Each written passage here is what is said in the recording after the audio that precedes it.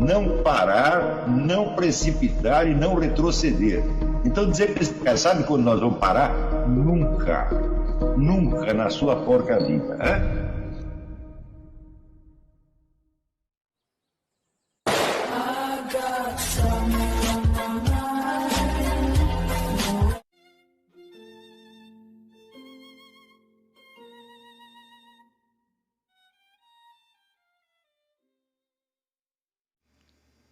E aí pessoal, tranquilo?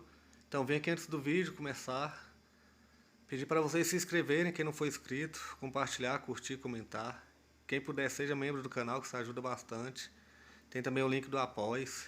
Quem puder ajudar nosso canal e apoiar financeiramente vai ser muito bem-vindo. Mas o mais importante é transmitir o conteúdo e os conhecimentos do professor Olavo de Carvalho para mais e mais brasileiros. Então compartilhe e ajude aí nossa causa. Muito obrigado a todos os membros, apoiadores do canal. Fico muito feliz. Tenho certeza que a gente está no caminho certo. Então fiquem com o vídeo e até mais. Valeu! Ele começa explicando que as várias sociedades que existem, elas têm que, ao mesmo tempo, criar um espaço na natureza, criar um espaço terrestre, e explorar os recursos ali existentes, e tem que conviver com outras sociedades. Mas, ao mesmo tempo, dentro da sociedade, existem os grupos menores dentro dos quais as pessoas convivem. Então, se você tomar o conjunto das pessoas com quem você tem alguma ligação direta ou mais ou menos direta, isso é o que ele chama uma comuna. E ele diz que para as comunas, o objeto natural, o objeto imediato de convivência não é a sociedade como um todo, nem muito menos as outras sociedades existentes, e nem muito menos o ambiente físico terrestre, mas sim as outras comunas. Tá certo? Ele diz que dentro dessas comunas, na relação entre as pessoas e na relação entre as várias comunas, isso aí ele está falando de toda e qualquer sociedade, não especificamente da sociedade comunista. Há uma série de regras práticas que visam a defesa do indivíduo dentro da comuna e defesa da comuna em face das outras. E há uma série de regras práticas que são mais ou menos universais e que nada tem a ver, vamos dizer, com as leis gerais da comunidade e nem muito menos com os princípios que mantém as comunidades coesas e que mantém a unidade social. São regras, vamos dizer, que visam exclusivamente a defesa da posição do indivíduo e da comuna em face dos outros indivíduos e das outras comunas, e que visam, evidentemente, a obter para cada um a melhor posição possível. Essas regras, como elas são alheias, vamos dizer, às normas sociais gerais, elas podem até entrar em contradição com elas, mas são regras perfeitamente identificáveis, das quais ele cita algumas. Arriscar o mínimo para ganhar o máximo. Bom, essa é uma regra que todo mundo segue, até as pessoas, vamos dizer, de mais alta moralidade, sempre estão fazendo isso. Né? Minimize a responsabilidade pessoal e maximize as possibilidades de distinção do estatuto social. Isso aqui não há nada de mal nem maquiavélico nisso. Isso aí simplesmente são reações naturais para a autodefesa do indivíduo. Né? Minimize a sua dependência em relação aos outros e maximize a dependência dos outros em relação a você. E assim por diante. Isso aí você vai ver que mesmo as pessoas de conduta moral mais elevada, elas fazem isso o tempo todo porque é uma questão de sobrevivência. E ele diz que a civilização se constrói, em grande parte, na base de que a sociedade cria princípios e regras que controlam e mantêm as regras comunais dentro do limite do tolerável. Tá certo?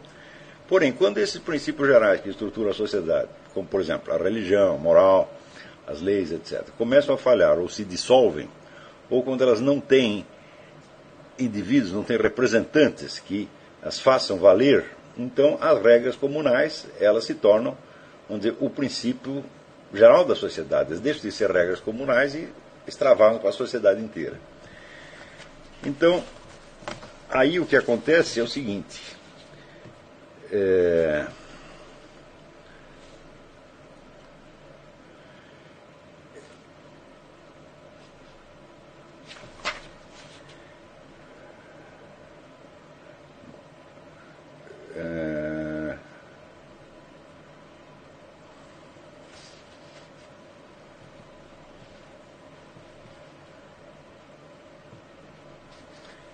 dizer que, por exemplo, para dar um exemplo, a função de patrão, de chefe, de gerente, é socialmente melhor do que a posição do empregado. Isso é óbvio para todas as pessoas normais. Portanto, essa função não deve ser preenchida por pessoas cheias de ideais bondosos ou por mártires. É uma posição para pessoas que lutam ferrenhamente, e quanto mais alta a posição delas, mais intensa será a luta. Quer dizer que entre os vários chefes, os vários patrões, né, há uma concorrência, e também há uma concorrência dele com os seus próprios subordinados para ele manter a posição. Né? Esse é um exemplo de convivência no nível comunal.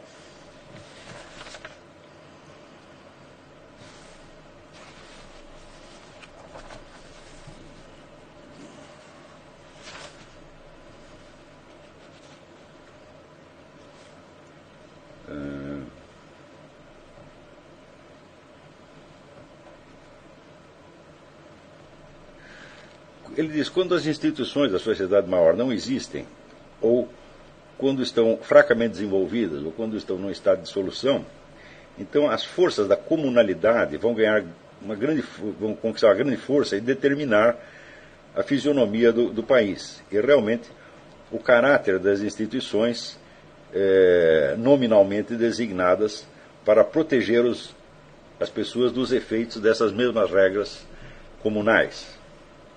O que se desenvolverá então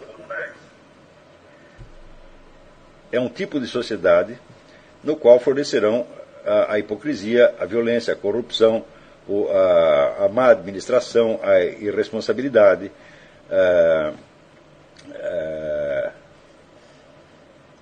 a chantagem, desonestidade, vagabundagem, desinformação, engodo e um sistema de cabide de empregos para o que ele chama privilegência, né? Usando a palavra inteligência, então tem a privilegência.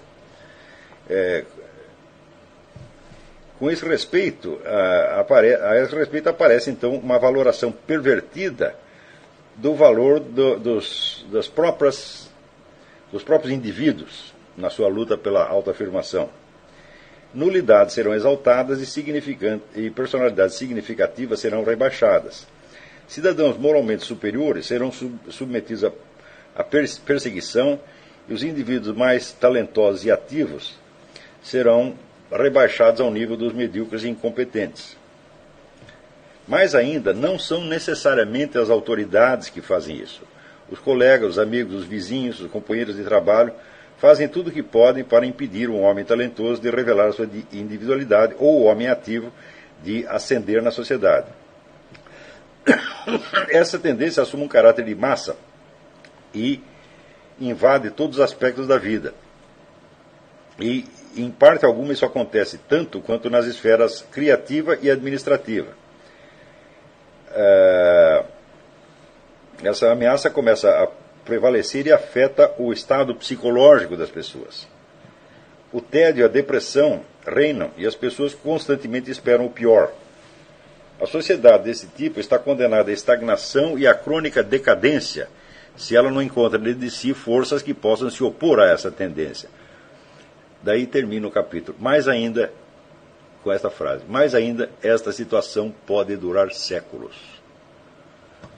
E eu acho que isso aqui é uma descrição perfeita do estado da sociedade brasileira. Porque, vamos dizer, as regras que ele chama comunais, ou comunitárias, como se queira, elas são universais. Sem elas, o cidadão simplesmente não pode sobreviver.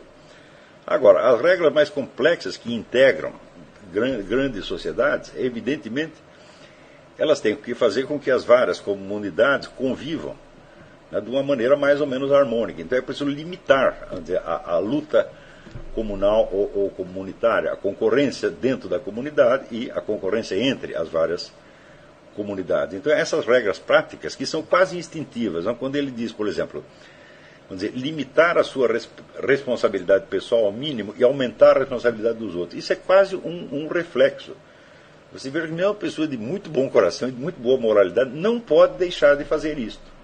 Se ela fizer o contrário, ela está destruída socialmente de maneira quase automática, né? Então, todos nós, o tempo todo, estamos pulando fora da responsabilidade até o ponto em que podemos. Agora, a diferença é que alguns vão pular sempre e outros vão manter isso dentro do tolerável, conforme as regras maiores que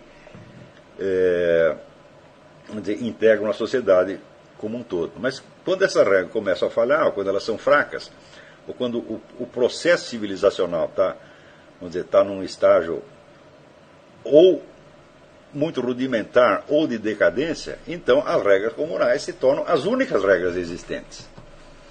Tá certo? Então, isso quer dizer que aqueles princípios, vamos dizer, de decência, de moralidade, com que as pessoas podiam estar acostumadas numa outra fase, elas simplesmente não existem. As pessoas não são capazes de entender mais isso.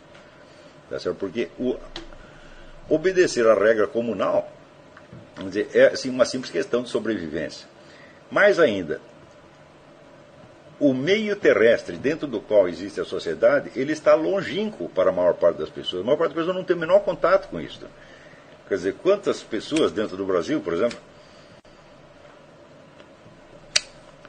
trabalham com agricultura e tem que, vamos dizer, contar ali com as estações do ano, com as tempestades, com a seca, etc, etc. É um número ínfimo de pessoas. Os outros estão demasiado distantes disso. Então, o ambiente no qual eles vivem é o ambiente das várias comunas, e não é sequer a sociedade como um todo. Muitas pessoas não têm a menor ideia da sociedade como um todo.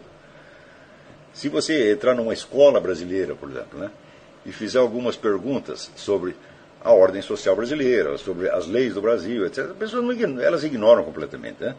Então, só o que elas conhecem é a regra comunal, né? Por exemplo, isso você pode observar em qualquer repartição pública brasileira. O que vigora não é a lei, o que vigora é a ordem que o chefe deu, porque o funcionário ele não conhece a lei. Então a lei é demasiado longínqua e abstrata, mas a palavra do chefe vale. Então, se a lei diz que você tem um determinado direito, tá certo? Mas o chefe da repartição mandou não atender você, o funcionário não vai atender. Então, o que vai vigorar é a lei comunal e não a lei maior, né? O Código Civil, etc, etc. Vocês podem perceber que no Brasil já está assim. Sinais disso a gente já observa aqui nos Estados Unidos. 20 anos atrás não existia, né? Mas agora você já observa sinais desta efusão comunal, onde a autoridade do pequeno grupo vale mais do que os princípios que estruturam a sociedade inteira. Tá certo? Então, note bem que no Brasil sempre existiu essa tendência. Quer dizer, o Brasil teve algumas épocas onde houve um esforço civilizacional e que, evidentemente, correspondia, vamos dizer, a um estágio maior de integração social, quer dizer, a integração entre as várias comunas e o desenvolvimento de uma consciência da sociedade como um todo. A gente pode marcar esses períodos da seguinte maneira. A Guerra do Paraguai foi um deles. Nós podemos dizer que é o primeiro momento em que existe, vamos dizer, uma tomada de consciência nacional, que as pessoas se sentem pertencentes a uma sociedade maior e sabem mais ou menos o que estão fazendo dentro delas. Tá certo? Mas isso logo passou. Você vai ver outro período desses durante o governo Getúlio Vargas, com a industrialização, o progresso econômico, etc, etc. Outro você vê, em parte, durante o governo Juscelino Kubitschek, com o negócio da construção de Brasília, e outro durante o regime militar, principalmente na gestão Médici, também motivado pelo progresso econômico. Então, as pessoas se sentiam participantes de uma história nacional, nesses momentos. Do ponto de vista cultural,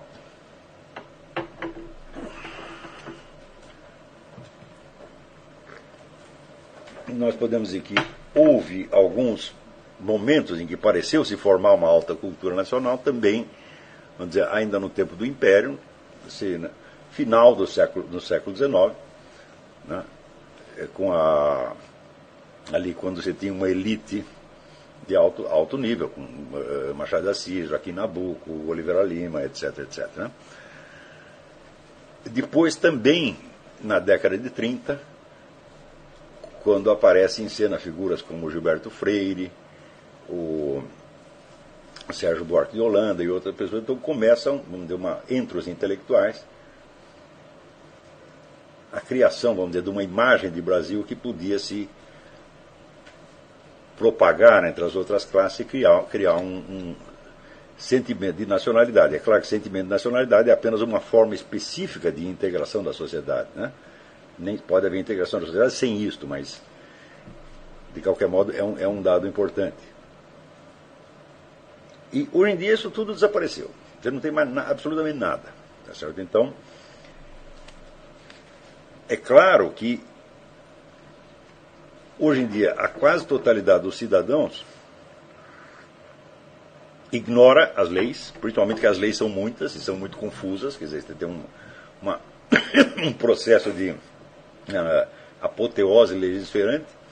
Você vê aqui só os artigos que regulam o orçamento nacional são em número de 5.500, até onde eu havia contado.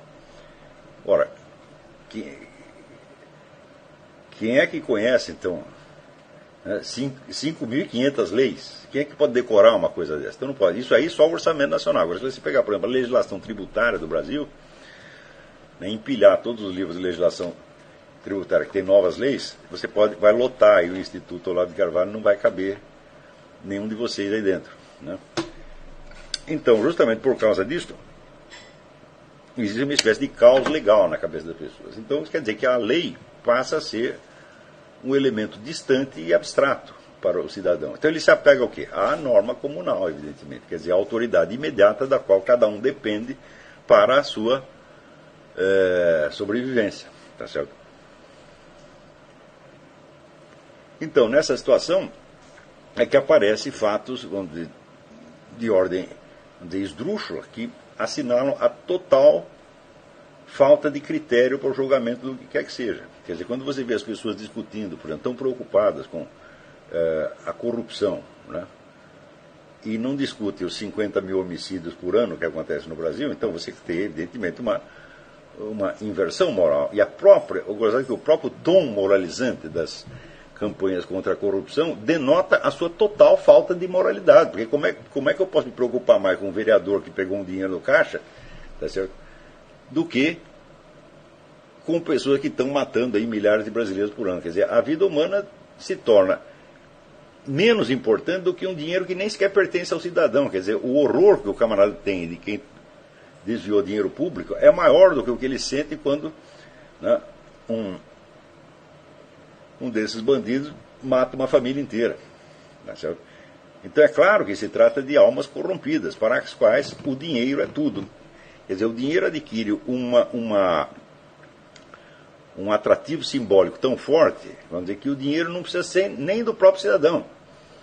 Quer dizer, a simples ideia do roubo, ou do desvio, da corrupção, o faz espumar de indignação, ao passo que a matança generalizada de pessoas não causa maior escândalo e é aceita como se fosse parte da rotina. Porque você tem essa violência rotinizada, e quanto mais isso se prolonga, menos as pessoas se preocupam com isso e menos elas se sentem ofendidas ou indignadas com esse estado de coisas. Então você tem o próprio tom moralizante dos discursos revela, vamos dizer, uma corrupção profunda da alma. Quer dizer, os acusadores da corrupção são talvez ainda mais corruptos do que aqueles que simplesmente desviam dinheiro, porque eles estão corrompendo o próprio sistema de pesos e medidas. Tá certo? Mas você vê aqui, dentro da esfera comunal, como diria o Zinoviev, a violência e o homicídio não é um problema, porque você não convive com homicidas. Então, o homicídio e a violência são coisas distantes.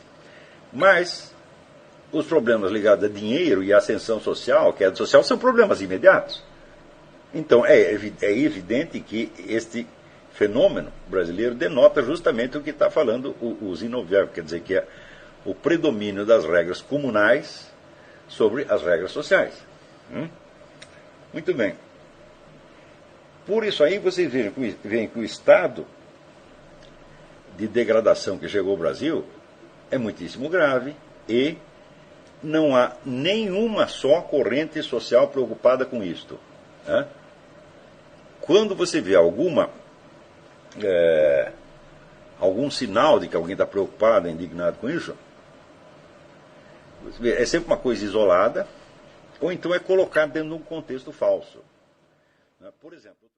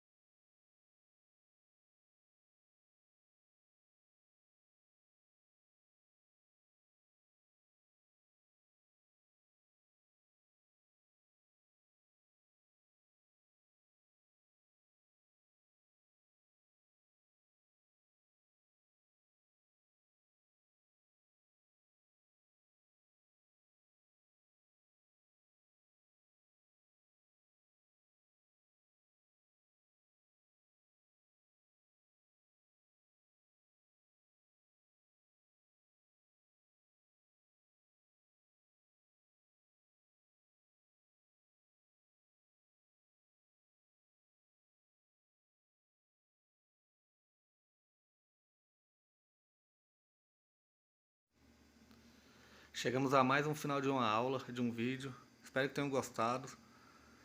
Quem não se inscreveu ainda, se inscreva, compartilhe, comente. Ajude o nosso canal, apoie, seja membro. E ajude o nosso canal a chegar a cada dia a mais brasileiros que precisam muito do conhecimento do professor Olavo de Carvalho.